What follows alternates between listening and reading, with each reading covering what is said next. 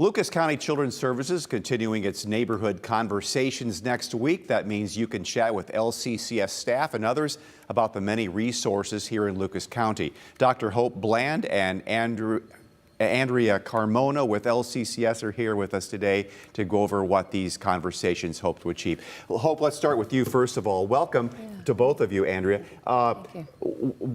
This is the second meeting coming up on Monday. What have you found from the first one that that people are wanting to know? Yeah, thank you. So actually, this is actually our third meeting. So oh, sorry. Yeah, no, that's okay. This is our third meeting. What we have been able to find with these sessions, the trend that we're noticing is that actually we have fathers.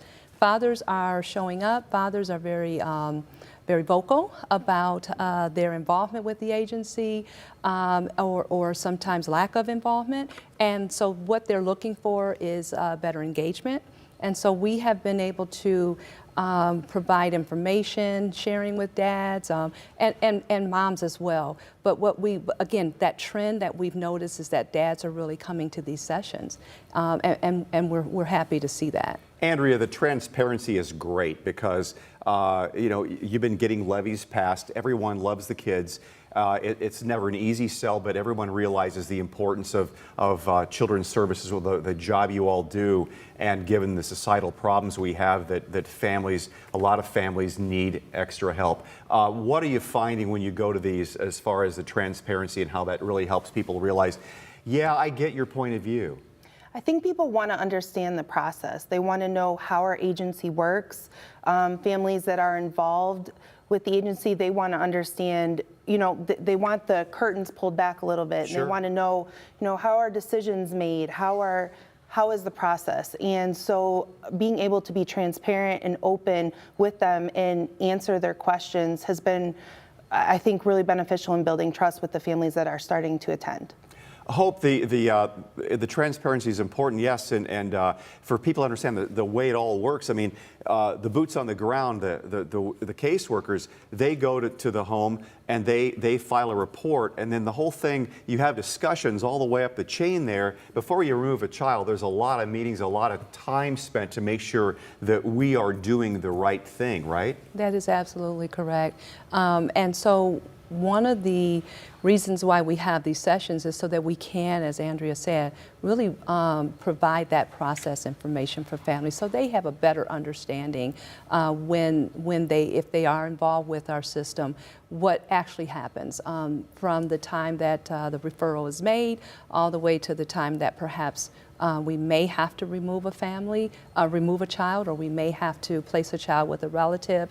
They're getting that understanding and understanding what that internal process looks like. It has to be difficult from their point of view that something happens within the home and you investigate, and let's say you remove a child, or they are in your spotlight.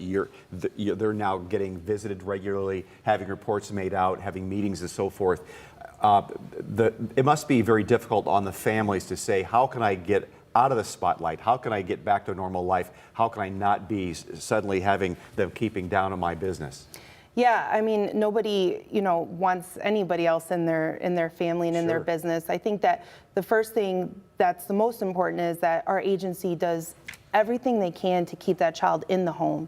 You know, having conversations, trying to figure out, and if in the event that it's not safe for that moment for the child to be in the home, and then that's when we look at other family members or foster care. But one of the things that we offer is a Parent Empowerment Institute, and this is something that I run, and this is a program, it's a part of our strategic effort to really help parents get through this process so they can work on what they need to work on and get reunified with their children.